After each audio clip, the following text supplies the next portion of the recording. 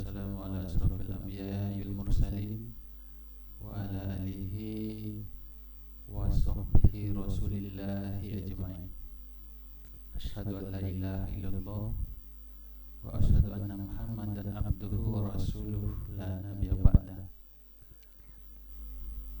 Pada kesempatan ini kita akan melanjutkan pembelajaran Akidah Akhlak kelas 7 MTS. Pada kali ini kita akan masuk pada pertemuan yang ketiga, yang mana pada pertemuan yang ketiga ini kita masuk bab 2, yaitu tentang sifat-sifat Allah. Bab 2 tentang sifat-sifat Allah. Adapun materi yang akan kita pelajari tentang sifat-sifat Allah ini, yang pertama kita bahas pengertian sifat wajib, sifat mustahil, dan sifat jaiz bagi Allah Subhanahu wa taala. Kemudian yang kedua, kita akan membahas tentang nama-nama sifat-sifat Allah Subhanahu wa taala. Sebagai kompetensi inti pada bab sifat-sifat Allah ini, yang pertama KI1-nya adalah menghargai dan menghayati ajaran agama yang dianutnya. Yang kedua, menunjukkan perilaku jujur, disiplin, tanggung jawab, peduli atau toleransi, gotong royong, santun dan percaya diri dalam berinteraksi secara efektif dengan lingkungan sosial dan alam dalam jangkauan pergaulan dan keberadaannya. Ketiganya adalah memahami pengetahuan faktual, konseptual, dan prosedural berdasarkan rasa ingin tahu dan tentang ilmu pengetahuan, teknologi, seni budaya terkait fenomena yang tampak kejadiannya oleh mata. Adapun keempatnya adalah mencoba mengelola dan menyajikan dalam ranah konkret atau menggunakan, menguraikan, merangkai, dan memodifikasi serta membuat. Dan ranah abstraknya adalah menulis, membaca, menghitung, menggambar, dan mengarang sesuai dengan yang dipelajari di sekolah dan sumber lain yang sama dalam sudut pandangan teori. Adapun kompetensi dasar pada bab kedua tentang sifat-sifat Allah itu adalah 1.2 menerima kebenaran sifat-sifat wajib, mustahil, dan jaiz Allah Subhanahu wa taala.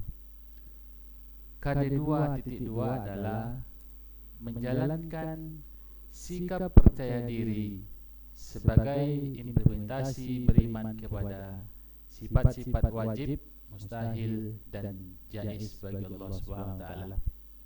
KD3.2 adalah menganalisis sifat-sifat wajib, mustahil, dan jaiz Allah Subhanahu wa taala beserta bukti-bukti dalil nakli maupun dalil akli. KD4.2 adalah mengkomunikasikan sifat-sifat wajib, mustahil, dan jaiz Allah Subhanahu wa taala beserta hatinya. Adapun indikator pencapaian yang mesti dicapai pada bab kedua tentang sifat-sifat Allah ini adalah 1.2.1 menerima kebenaran sifat-sifat wajib, mustahil dan jaiz Allah Subhanahu wa taala.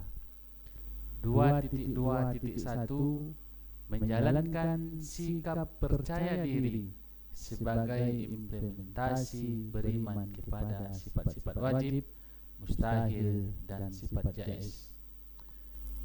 3.2.1 menjelaskan pengertian sifat wajib Allah yang nafsiyah, salbiyah, ma'ani dan ma'nawiyah. 3.2.2 menyebutkan sifat wajib Allah yang nafsiyah, salbiyah, ma'ani dan ma'nawiyah. 3.2.3 mengidentifikasi sifat wajib Allah yang nafsiyah, salbiyah, ma'ani dan ma'nawiyah. 3.2.4 adalah menjelaskan pengertian sifat mustahil bagi Allah yang nafsiyah, salbiyah, ma'ani dan ma'nawiyah. 3.2.5 menyebutkan sifat mustahil bagi Allah yang nafsiyah, salbiyah, ma'ani dan ma'nawiyah. 3.2.6 adalah mengidentifikasi sifat mustahil Allah yang nafsiyah, salbiyah, ma'ani dan ma'nawiyah. 3.2.7 menjelaskan pengertian sifat jaiz bagi Allah Subhanahu wa taala. 3.2.8 menyebutkan sifat jaiz bagi Allah Subhanahu wa taala. 3.2.9 menunjukkan dalil tentang sifat wajib, mustahil yang nafsiyah, salbiyah, ma'ani dan ma'nawiyah beserta sifat jaiz Allah Subhanahu wa taala. 4.2.1 mengkomunikasikan sifat-sifat wajib, mustahil dan jaiz bagi Allah Subhanahu wa taala beserta artinya. Adapun peta konsep pada pelajaran tentang sifat-sifat Allah ini adalah materinya yang akan kita bahas adalah tentang pengertian sifat wajib, mustahil bagi Allah yang nafsiyah, salbiyah, ma'ani dan ma'nawiyah dan pengertian sifat jaiz. Selanjutnya adalah menyebutkan sifat wajib, mustahil, jaiz Allah yang nafsiyah, salbiyah, ma'ani dan ma'nawiyah. Selanjutnya menunjukkan dalil tentang sifat wajib, mustahil yang nafsiyah, salbiyah, ma'ani dan ma'nawiyah beserta sifat jaiz Allah Subhanahu wa taala. Selanjutnya menyajikan contoh fenomena-fenomena kehidupan yang muncul sebagai bukti dari sifat wajib, mustahil dan jaiz Allah Subhanahu wa taala. Mari kita mengamati tanda-tanda kebesaran kekuasaan Allah yang terdapat dalam surat Ar-Ra'd ayat 2 sampai 4. Kepada para siswa-siswa kami, silakan mengamati, membaca, kemudian diterjemahkan. Surat Ar-Ra'd ayat 2 sampai ayat 4. Artinya adalah ayat 2, Allah lah yang meninggikan langit tanpa tiang sebagaimana yang kamu lihat. Kemudian Dia bersemayam di atas Ar-Ras dan menundukkan matahari dan bulan, masing-masing beredar hingga waktu yang ditentukan. Allah mengatur urusan makhluknya, menjelaskan tanda-tanda kebesarannya supaya kamu meyakini pertemuanmu dengan Tuhanmu. Ayat ketiga artinya adalah, dan Dialah Tuhan yang membentangkan bumi dan menjadikan gunung-gunung dan sungai-sungai padanya, dan menjadikan padanya semua buah-buahan berpasang-pasangan. Allah menutupkan malam kepada siang. Sesungguhnya pada yang demikian itu terdapat tanda-tanda kebesaran Allah Subhanahu wa taala bagi kaum yang memikirkan. Ayat keempat adalah, dan di bumi ini terdapat bagian-bagian yang berdampingan dan kebun-kebun anggur, tanaman-tanaman dan pohon korma yang bercabang dan yang tidak bercabang. Disirami dengan air yang sama. Kami melebihkan sebagian tanaman-tanaman itu atas sebagian yang lain tentang rasanya. Sesungguhnya pada yang demikian itu terdapat tanda-tanda kebesaran Allah Subhanahu wa taala bagi kaumnya yang berpikir. Perhatikan gambar berikut.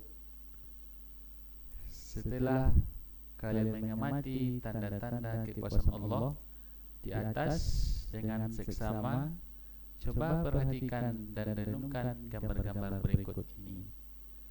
Yang pertama, gambar tentang alam semesta.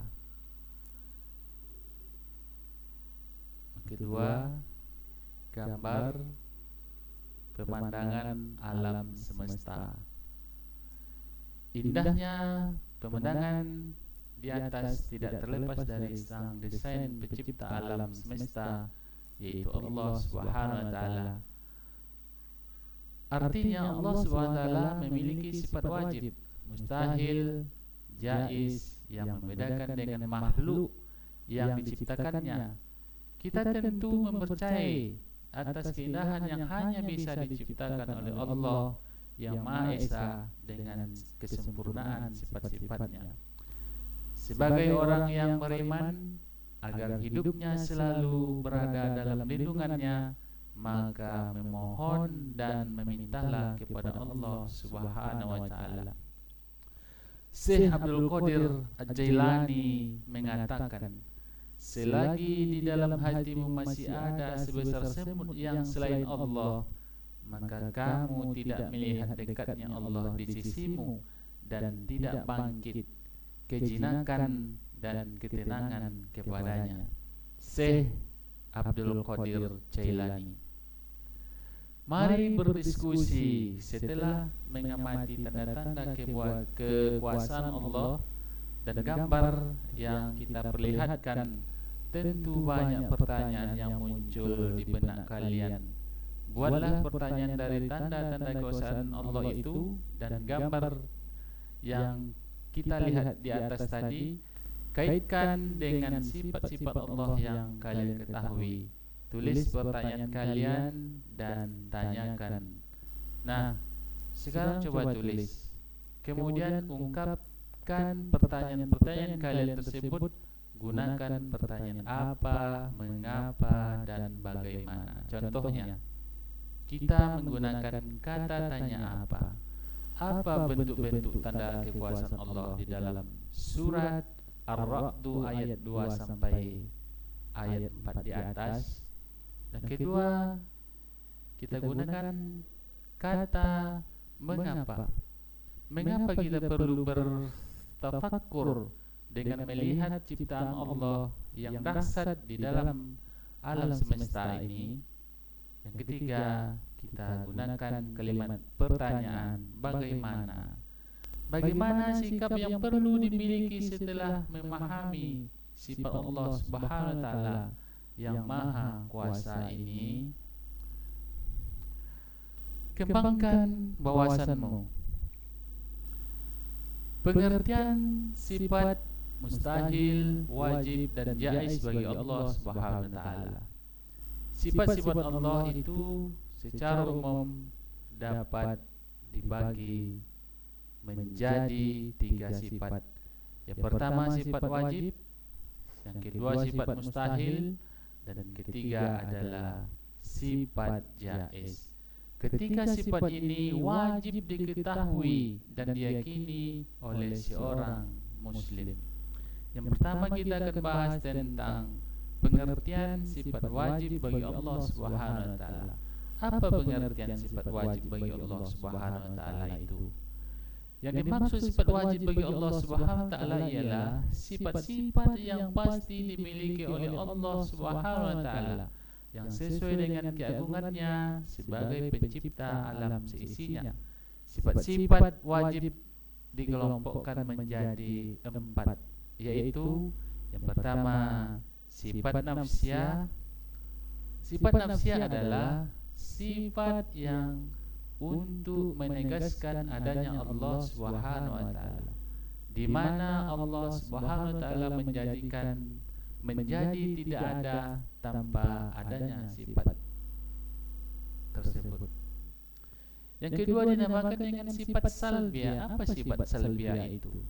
Sifat salbiah itu ialah sifat yang digunakan untuk meniadakan sesuatu yang tidak layak bagi Allah Subhanahu wa taala.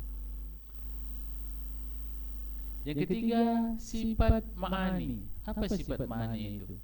Yaitu sifat yang pasti ada pada zat Allah Subhanahu wa taala. Sifat-sifat ma'ani ini adalah sifat-sifat yang juga dimiliki oleh makhluk. Bedanya, jika yang memiliki sifat ini adalah Allah, maka sifat ini tidak terbatas. Sedangkan sifat ini kalau dimiliki oleh makhluk, sifat ini bersifat terbatas. Contohnya, Allah Maha Hidup, artinya selamanya Allah itu akan hidup dan tidak akan mati. Sedangkan makhluk juga hidup, tetapi suatu saat akan mengalami kematian. Yang keempat adalah sifat maknawiyah. Apa sifat maknawiyah itu? Sifat maknawiyah ialah sifat yang selalu tetap ada pada zat Allah dan tidak mungkin pada suatu ketika Allah tidak bersifat demikian.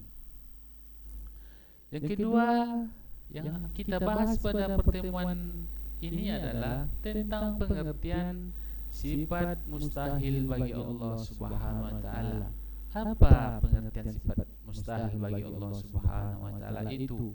Sifat mustahil adalah kebalikan dari sifat wajib, yaitu sifat yang tidak mungkin ada dan tidak layak disandarkan pada zatnya sebagai pencipta alam semesta. Yang ketiga adalah sifat jaiz bagi Allah Subhanahu wa taala. Apa yang dimaksud dengan sifat jaiz itu? Sifat jaiz bagi Allah itu adalah sifat kebebasan Allah, yakni kebebasan yang dimilikinya sebagai Tuhan semesta alam.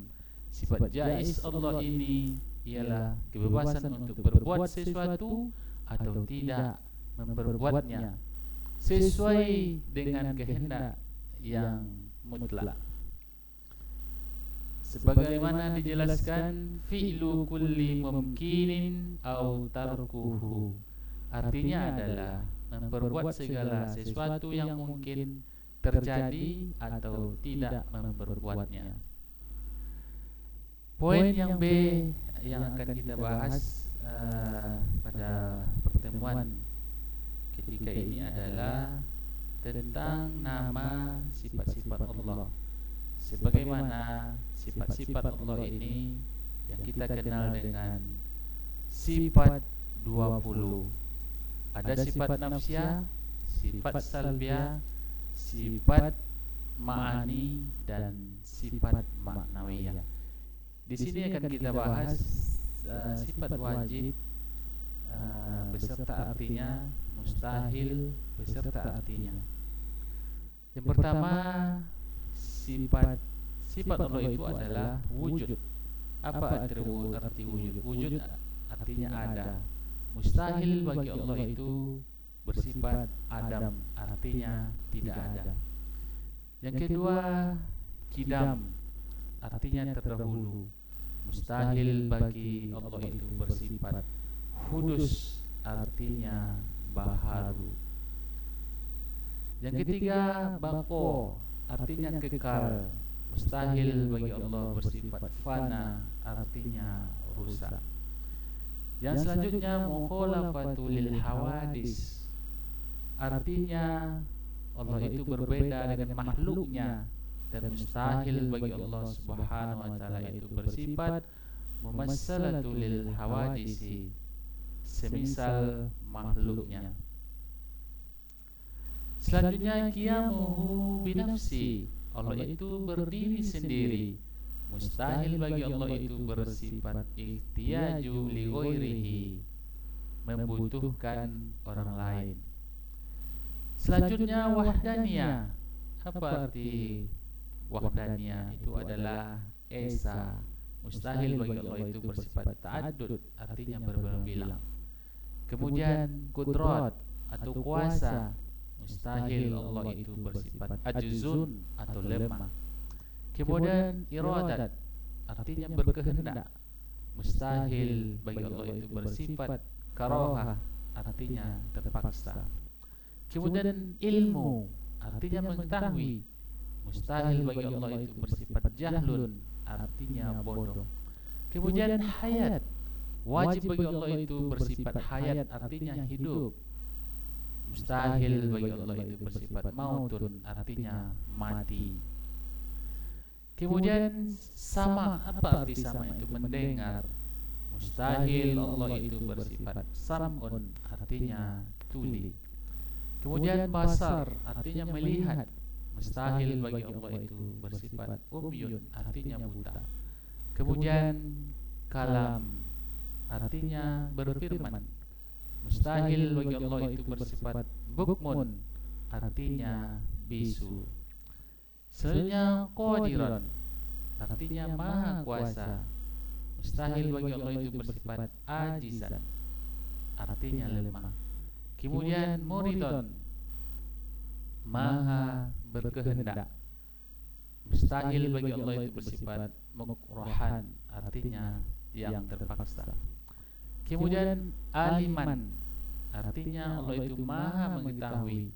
Mustahil bagi Allah itu bersifat jahilan, artinya yang bodoh. Kemudian hayyan, maha hidup. Mustahil bagi Allah itu bersifat mayitan, yang artinya mati. Kemudian sami'an, maha mendengar. Mustahil bagi Allah itu bersifat as-sammu, yang artinya tuli. Kemudian basiran, artinya maha mengetahui. Mustahil bagi Allah itu bersifat a'ma, yang artinya buta. Kemudian yang terakhir mutakalliman, artinya Allah itu maha berfirman. Dan mustahil bagi Allah itu bersifat abkam, artinya yang bisu. Nama-nama sifat-sifat Allah yang 20 ini yang kita bahas pada kali ini, kami harapkan kepada siswa-siswi untuk menghafalnya di rumah. Kemudian ketika pembelajaran sudah dimulai nanti, diserahkan kepada guru pembimbingnya. Demikian pertemuan ketiga pada pembelajaran akidah Allah ini, yaitu tentang sifat-sifat Allah.